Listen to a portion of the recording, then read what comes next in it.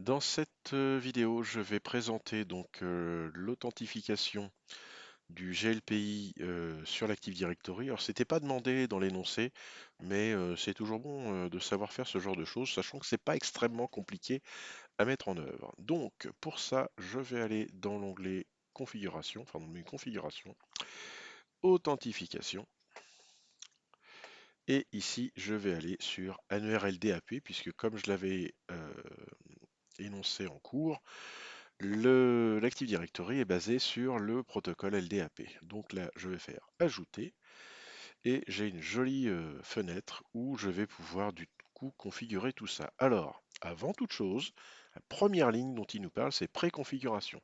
Et ça tombe bien parce que nous, on a un annuaire Active Directory. Je clique et on va voir que ça me saisit cette ligne-là que très honnêtement, je n'aurais jamais eu, je dirais, la foi de le trouver comme ça.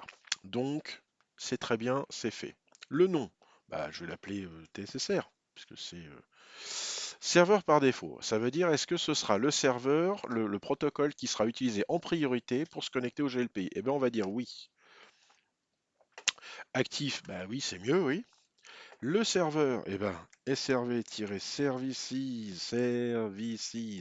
ou service.tssr.dom. Le port, c'est le 389, c'est le port TCP de l'Active Directory. Et donc le BASDN. Alors le BASDN, qu'est-ce que c'est que ce truc-là? Alors le BASDN, je vais rouvrir la session sur mon serveur et je vais expliquer ce que c'est que le BASDN. On va aller dans la console utilisateur ordinateur Active Directory et on va regarder un petit peu ce qui se passe là-dedans. Alors le BASDN, bon, rien à voir avec base ici, hein, même si pour le coup ça y ressemble. Mes utilisateurs se retrouvent moi dans base. Ils y seront tous, c'est ma volonté dès le départ. Je veux que tous mes utilisateurs soient dans le UBase. Donc, le BaseDN, en fait, ça va être de lire mon annuaire, mais un peu à l'envers. C'est-à-dire que mes utilisateurs se trouveront dans une sous-OU de base, n'importe laquelle, qui se trouve dans tssr.dom. Alors, ça, on va l'écrire en langage LDAP. Je retourne sur mon serveur. Ici, BaseDN, je vais écrire OU comme une Organization Unit égale base, je respecte la casse, c'est préférable, virgule DC, Domain Component égale TSSR, virgule DC égale DOM. En fait, je décompose mon domaine. Base, TSSR, DOM. Je vais utiliser un compte pour pouvoir me connecter à mon serveur. Eh bien oui, le DN du compte. Alors moi, je ne vais pas me prendre la tête, je vais utiliser mon compte administrateur. Alors là, c'est un petit peu plus tordu. Mon compte administrateur, lui, il se trouve dans User. Et il est là. Alors, pour rappeler le compte administrateur, je vais faire CN, ça veut dire Canonical Name, administrateur, virgule CN encore, users, puisque je vois bien que mon compte administrateur se trouve dans le conteneur users. Et je remonte comme ça. Au-dessus, bah, c'est le domaine, dc égale tssr, virgule dc égale dom. Et je mets mon mot de passe d'administrateur du domaine. Le reste, je n'y touche surtout pas et je fais ajouter. Il va me faire un test normalement à la volée. Et si tout se passe bien, il me le dit. Un peu long. Ah, échoué. Alors qu'est-ce que j'ai fait comme bêtise? Je vais retourner, j'ai peut-être fait une toute petite erreur. Alors, je suis un crétin. Mon serveur qui héberge l'Active Directory, c'est pas service, c'est AD, tout simplement. Donc là, je pense que ça va aller mieux. Il va pas me retester le truc, ce qui est bien dommage d'ailleurs. Là, si je veux le tester, il faut que j'aille maintenant dans tester et tester. Et là, on va voir si c'était bien ça le problème. Test réussi. Donc, c'était juste parce que bah, j'ai été un imbécile, c'est tout. Voilà, donc ma liaison avec l'annuaire Active Directory est faite. Maintenant que ma liaison est faite, je vais pouvoir aller dans Administration, Utilisateur, Et ici, je vais pouvoir synchroniser, importer mes utilisateurs depuis l'Active Directory. Donc liaison annuaire LDAP. Ici, ce sont de nouveaux utilisateurs. Je vais faire importation de nouveaux utilisateurs. Je ne vais rien faire de particulier dans les champs de recherche, je vais juste faire rechercher. Comme ça, il va tous me les afficher. Et je retrouve mes quelques utilisateurs. Alors, les champs de synchronisation, qu'on s'en inquiète pas, ça ne va pas nous gêner. Je prends tout et je vais aller dans Action et bien sûr importer, envoyer. Je retourne dans Utilisateur. Est-ce que mes utilisateurs ont bien été importés? A priori, oui. C'est Prols et j'ai bien la boîte mail. Et ça, si on se rappelle bien, quand on avait fait les utilisateurs, je vous avais dit de saisir une adresse mail. Et en fait, il est allé lire ce champ-là. Et pour que le GLPI fonctionne bien pour la messagerie et tout le bazar, il faut que les utilisateurs aient des champs mail. Là, c'est fait. Donc, tout va pour le mieux. Donc voilà, ça c'était la gestion de l'authentification GLPI Active Directory. Donc à partir de là, si je le souhaite, je peux... Non, je ne vais même pas le faire d'ici, je vais le faire depuis un client. Alors client sur lequel j'ai configuré courrier finalement, parce que c'était plus rapide que d'utiliser, enfin de télécharger une suite Office. Sur mon client, je vais me connecter. Alors évidemment, c'est la première fois que je lance Edge, donc on va corriger ça vite fait. Voilà, mon Edge est configuré. Donc ici, http ticket.tssr.dom et je peux me connecter normalement avec mon identifiant Windows. Je vois bien que serveur, source de connexion TSSR, se connecter. Et normalement, eh ben là ça n'a pas voulu marcher, évidemment.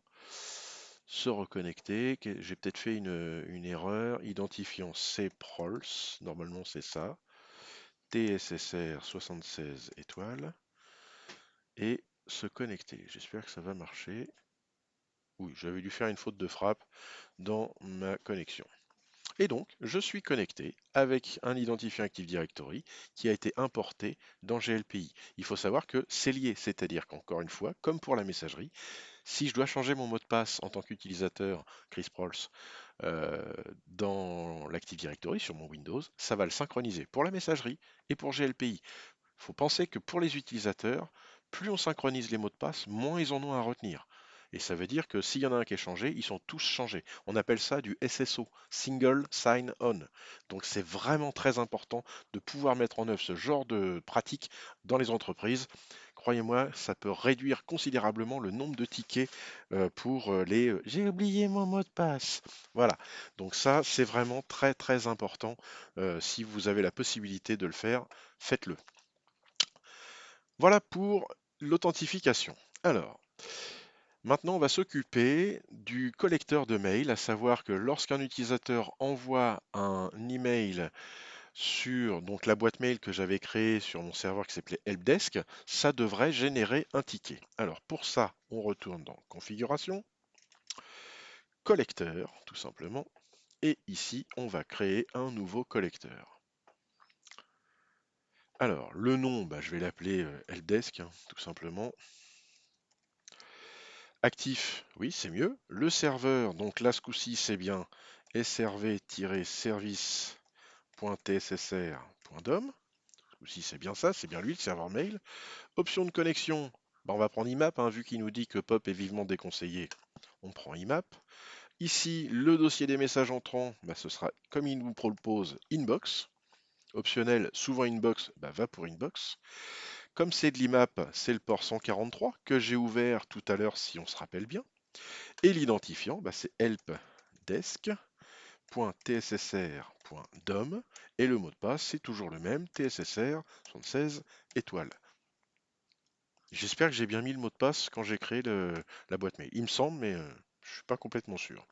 Et là, je touche pas au reste. Je fais ajouter.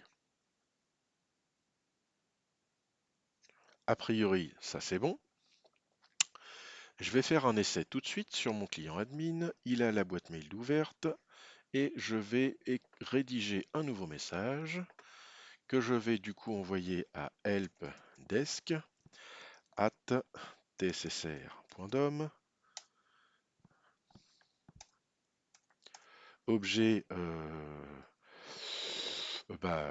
Word. Je voudrais Word sur mon ordi et je fais envoyer.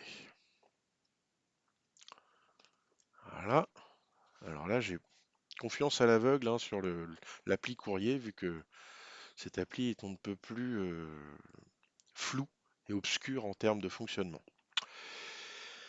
Je retourne sur mon serveur de service et je vais aller vérifier quand je vais dans collecteur ici.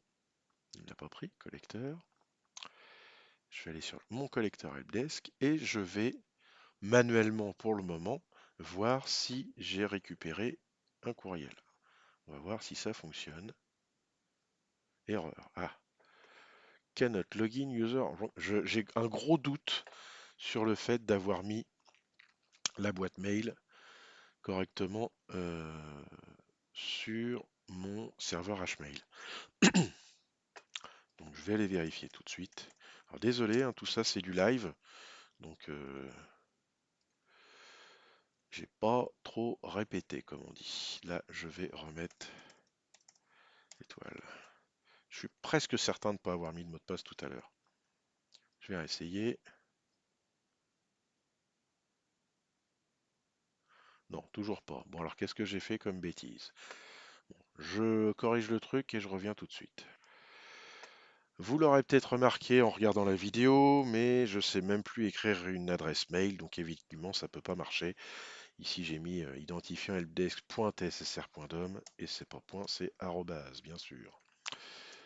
Donc je mets mon arrobase, je sauvegarde.